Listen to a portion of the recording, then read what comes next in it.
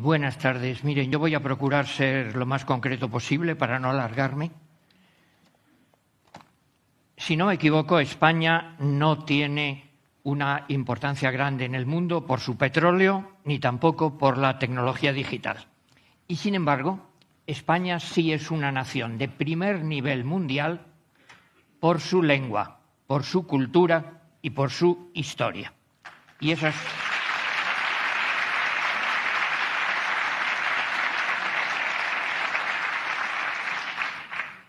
Y eso es lo que voy a desarrollar un poquito. La lengua. Miren, en primer lugar, la Constitución española dice el castellano es la lengua española oficial del Estado. Pero aquí nos estamos equivocando mucho, porque se está diciendo, incluso ha habido representantes del PP que lo han aceptado eso, se dice que todas las lenguas españolas son iguales, tienen la misma categoría. En absoluto. Perdónenme, y no hablo solo del número de personas que las emplean, que ya es un argumento importante, no, sino desde el punto de vista puramente lingüístico. Miren, hay un libro de Amado Alonso que se llama Castellano, Español, Idioma Nacional, y cuenta una cosa sencillísima que está en la historia, que es que el castellano, en un momento dado, se convierte en español. El español se convierte en idioma nacional y eso no fue por mandato de Franco ni siquiera de los Reyes Católicos. No, son hechos históricos que están así. Lingüísticamente, no todas las lenguas son iguales, porque el castellano-español tiene una diferencia fundamental. Es la única lengua común de todos los españoles. Es decir, que un independentista, por ejemplo, catalán con un independentista vasco, por ejemplo, ¿en qué se entienden? En castellano, naturalmente. No se entienden en otra lengua. Entonces,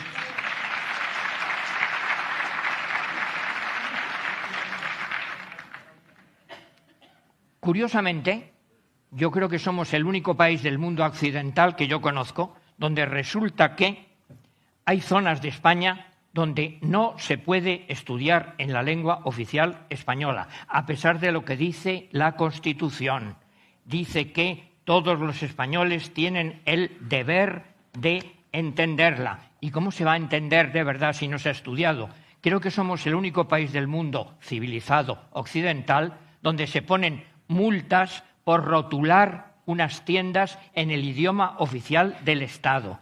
Es el único país del mundo civilizado, creo, donde un doctorado cuenta mucho menos que conocer una lengua regional, donde, no sé si saben esta historia, ninguno de los libros que se edita en euskera es deficitario, porque simplemente el gobierno vasco paga todo el dinero que cuestan esos libros, es decir, un mercado absolutamente falseado y artificial, donde hay también, fíjense que esto es terrible, y no es para hacer gastar bromas, donde hay comisarios políticos en los recreos para ver en qué idioma hablan los niños. Y si quieren pasamos a lo grotesco, que hoy he leído la noticia de un padre catalán que se protesta porque su niño pequeño no le dejan ir al baño porque no habla en catalán. Bueno, pues resulta que en España, en este sentido, reina el paletismo directamente. ¿Dónde conocen ustedes que haya, por ejemplo, que un departamento de Bable sea tan importante con el mismo número de profesores que el departamento de español, con todo el dinero que eso supone? Recuerdo una vez en la radio, el día de Cervantes, me tocó hablar con don Jordi Pujol y le pregunté, bueno, ¿usted leerá El Quijote? No. Y me dijo, no, en absoluto, a mí El Quijote no me interesa nada, solo me interesa Goethe. Digo, bueno, pues usted se lo pierde. Eso es sencillamente lo que yo llamo paletismo por política. En la Feria de Frankfurt, el gobierno catalán siempre ha querido estar amparado por el gobierno español, claro, porque así es importante, pero a la vez separado, no junto, que no se mezcle con los demás, en absoluto. Y por eso también una cosa que ha hecho siempre el gobierno catalán es que a la Feria de Frankfurt, en la parte catalana, solo acuden los autores que escriben en catalán. Es decir, que quedan fuera, pues por ejemplo, Gil de Viedma, Vázquez Montalbán, Ana María Matute, Juan Marsé, Eduardo Mendoza, los Goytisolo, Cercas. lo más importante de la cultura catalana queda fuera precisamente porque no escribe en catalán. Y además de eso, otra cosa muy sencilla, ese idioma castellano que se ha hecho español tiene una proyección mundial. Fíjense, yo que sé, por desgracia, muy poquita geografía, no como Chencho, que sabe tanto de geografía y de otras cosas, pero yo miro el mapa y resulta que España es muy pequeñita, claro, en el conjunto del mapa universal. Pero si pensamos que ese idioma nuestro se habla en España y también en toda Hispanoamérica y también en buena medida en el mundo entero, esa es sencillamente nuestra fuerza fundamental. Todavía una cosa más, la lengua no es algo indiferente. Tengan en cuenta que no es lo mismo en absoluto decir que ETA es un ejército de liberación nacional o decir que es una pandilla terrorista. Es decir, la lengua implica una filosofía. Y lo que hemos llevado a Hispanoamérica no es solo la lengua y la cultura, sino es una filosofía que no se aprende en los libros. Es una manera de ser que llamamos hispánica. Y fíjense, si yo ahora me atrevo a decir hispanidad, supongo que me acusarán de facha y de cosas terribles.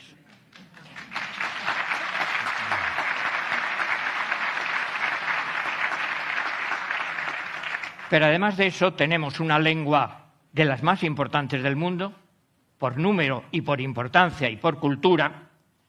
Tenemos una historia y una cultura importantísima, una de las más grandes culturas occidentales. ¿Que de dónde viene? Lo decía Luis Ventoso, lo decimos siempre, estamos tan de acuerdo, claro, del cristianismo, de Grecia y de Roma. Pero sobre todo hay un tema fundamental, claro. Lo que hizo, lo digo con toda sencillez y créanme además sin ninguna retórica, con toda sencillez, lo que hizo España en América es una de las mayores hazañas de la historia.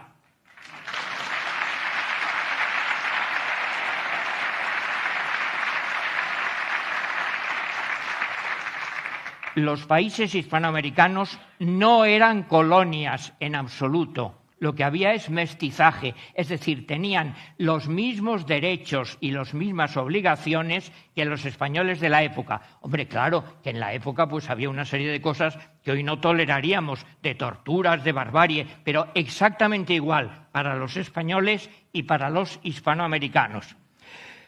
Entonces se inventan mentiras continuamente. Se dice, por ejemplo, que los españoles pues, han sido crueles, toda clase de exageraciones. Fíjense, lo que pasa es muy sencillo.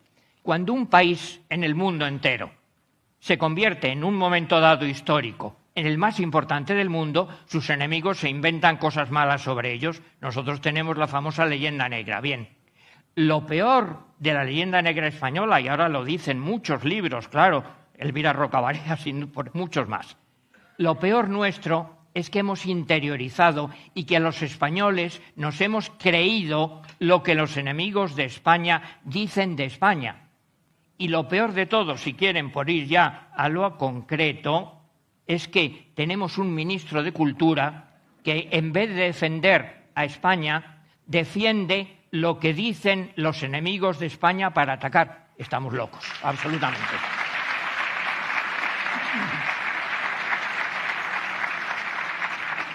Y dicen desde el ministro de Cultura hasta muchos progres modernos que hay que pedir perdón a Hispanoamérica por oprimirla. ¿Pero pedir perdón de qué? En realidad les digo solamente una frase de Carmen Iglesias. En realidad los españoles llevaron a América los valores de la civilización occidental. Y déjenme que sea todavía un poquito más pesimista o malo. Hasta la Iglesia española incurre en errores notabilísimos, como por ejemplo una cosa que hace poco me enteré, que es que, no lo sabía, como tantas cosas, perdonen, que es que resulta que está en marcha la beatificación del padre Las Casas, que era un personaje absolutamente disparatado, arbitrario e injusto. Pues eso está en marcha, para que ustedes vean. ¿Todo esto cómo se conoce? Pues claro, se conoce estudiando historia. Historia de verdad. Entonces déjenme que les diga unos poquitos detalles. Hay una cosa que yo opino, que es que uno de los temas más graves que ahora ocurren, por supuesto,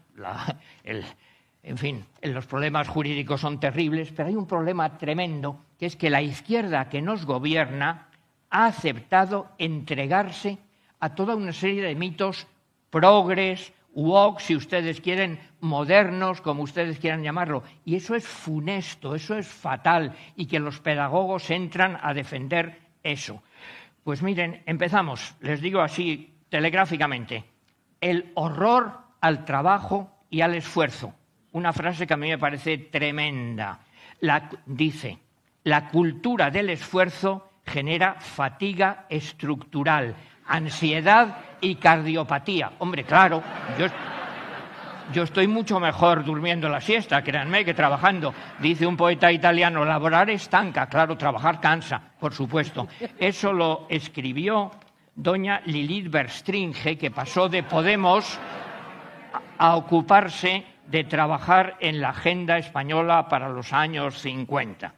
Horror al trabajo, desprecio de la memoria, desprecio de la cronología, quitar autoridad a los profesores, creer y defender que la meritocracia es elitista. ¿Y eso qué supone? Pues sencillamente igualdad por abajo, disminuir, rebajar los exámenes, rebajar los suspensos, rebajar la repetición de cursos, defender que las becas sean solo por la situación económica y no por el rendimiento escolar. Y sobre todo algo de fondo que yo no sé cómo todo el mundo no se ha dado cuenta. Dicen oficialmente, no hay que enseñar conocimientos, porque ya está todo en Internet, entonces da igual, ¿para qué? Bueno, ¿y qué es lo que se enseñan? Pues se enseñan aptitudes, claro, esa es la frase de verdad, herramientas, es decir, me enseñan a mí que soy muy inútil, pues supongo que a enchufar la lavadora o a abrir una lata de sardinas o cualquier cosa así. Bueno, también tenemos, por supuesto, una memoria histórica absolutamente sesgada, donde cualquier persona que lo sepa, miren, yo he tenido la fortuna de tener algunos profesores muy buenos y otros medianos y otros malos, como cualquiera. La mayoría de mis buenos profesores, dentro y fuera de la universidad me refiero, habían sido republicanos, habían sido más o menos de izquierdas. Naturalmente, en el terreno de la filología, se habían hecho profesores porque amaban a España y amaban la lengua española. Si no, ¿para qué se hubieran dedicado a eso? Bueno, pues, ¿qué dirían entonces mis profesores republicanos cuando leyeran o oyeran ahora que la República Española, la segunda, fue inmaculada, que fue todo maravilloso y que las víctimas inocentes fueron solo de un bando? Eso es un disparate. También es un disparate, pero no exclusivo de España, porque estamos copiando todo lo peor de la llamada cultura woke, decir que ninguna cultura es superior a otra, que todas son iguales. ¿Pero cómo se va a decir eso? Y que lo que hay que hacer es compensar a las culturas marginadas. Les pongo solo un ejemplo y acabo enseguida. Miren, en la Universidad de Oxford, una de las más prestigiosas del mundo, querido Luis, lo siento, el decano de letras de humanidades, propuso a los profesores de historia de la música y de música, de instrumentos, de composición, de interpretación, que solo se dedicaran a la música de compositores no de raza blanca. Es así. Es decir, que lo único que podían estudiar era compositores africanos, el jazz. ¿Se dan cuenta a qué nivel de disparate estamos llegando? Pues eso es lo que hemos cogido en España. Bueno, ¿cuál es el remedio? Pues miren, muy sencillo y muy difícil de llevar a la práctica, claro, pero absolutamente necesario. No sentir vergüenza por nuestra historia.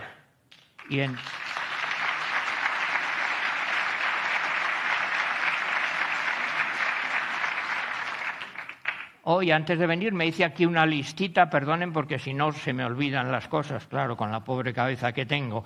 Tenemos que estar orgullosos, absolutamente, por ejemplo, de Alfonso X el Sabio y Jorge Manrique, de San Juan de la Cruz y Santa Teresa, de Bernal Díaz del Castillo y Hernán Cortés, de Fray Junípero Serra y Blas de Lezo, de Tomás Luis de Victoria, querido Luis, claro que sí, cómo no, de Cervantes, de Quevedo y de Góngora, de Velázquez, de Zurbarán y Murillo, de Jovellanos, Moratín y Goya, de Bécquer, Rosalía, Galdós, Clarín, Albéniz y Granados, Unamuno, Azorín, Baroja, Valle Inclán, Los Machado, Juan Ramón, Ortega, Picasso, Dalí, Falla, Juan Belmonte, Menéndez Pidal, Severo Ochoa, García Lorca, Salinas, Cernuda, Cela, Delibes, Buero Vallejo, Antonio López.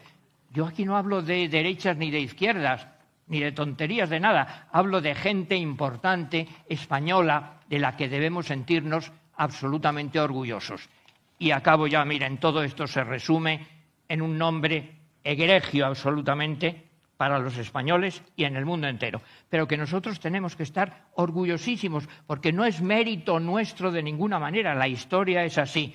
Todo esto se resume en Cervantes y en el Quijote, que nos da los mejores valores humanísticos. Les digo solamente 3. La libertad, dice en un momento dado la pastora Gelasia. Libre nací y en libertad me fundo. Segundo, la dignidad de cualquier ser humano, dice Don Quijote. Sábete, Sancho, que un hombre no es más que otro hombre si no hace más que otro. Y por último, algo absolutamente maravilloso, lo mejor de España, que es el Quijote, la ética del esfuerzo, no del resultado. Dice Don Quijote en un momento dado, bien podrán los encantadores quitarme la aventura, pero el esfuerzo y el ánimo será imposible. Fíjense qué cosa más.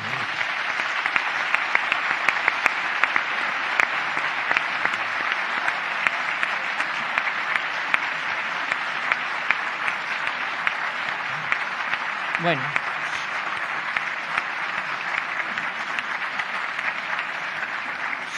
si me permiten, añado todavía un estrambote. ¿Todo tan mal va? Sí, todo tan mal va, lo siento ser apocalíptico, pero Cervantes también nos da una razón de esperanza. Ahora ya se ha olvidado esa palabra, antes se hablaba mucho, las bardas, las tapias. Dice el Quijote con una metáfora preciosa. Aún hay sol en las bardas. Siempre puede asomar el sol. Y Julián Marías adoptó un lema del Siglo de Oro, precioso, muy bonito, por mí que no quede.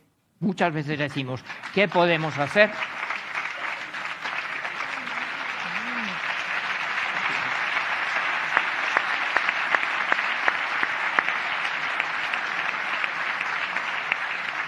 Pues podemos hacer muy poco, pero por mí que no quede. Cada uno en su ámbito personal y profesional, trabajar, porque sin trabajo no se consigue nada, para hacer un poquito mejor España. Miren, acabo, cuando se celebró el centenario del Quijote, vino a España un poeta hispanoamericano que trajo por primera vez a España, por primera vez se adelantaba Hispanoamérica a España.